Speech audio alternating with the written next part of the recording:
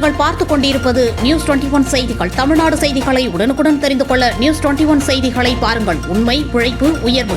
நாமக்கல் மாவட்டம் ராசிபுரம் புதிய பேருந்து நிலையம் இடமாற்றத்தை கைவிடக் கோரியும், நாமக்கல் பழைய பேருந்து நிலையத்திற்கு அனைத்து பேருந்துகளையும் இயக்க கோரியும், நாமக்கல் நகரில் அரசு மருத்துவமனை மீண்டும் பழைய இடத்திலேயே இயக்க வலியுறுத்தியும் தமிழக முதல்வரை சட்டமன்றத்தில் நாளை முற்றுகையிடும் போராட்டம் செய்வதாக அறிவிக்கப்பட்ட நிலையில் இன்று 10 ரூபாய் இயக்கத்தின் நிறுவனர் நல்வினை விஸ்வராஜ் மற்றும் 20க்கும் மேற்பட்ட உறுப்பினர்கள் போராட்டத்தில் கலந்து கொள்ள சென்றனர்.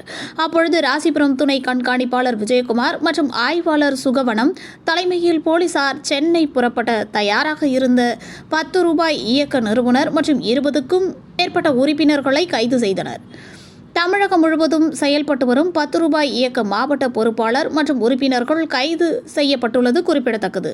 நியூஸ் 21 செய்திகளுக்காக ராசிபுரம் செய்தியாளர் ஸ்ரீனிவாசன்.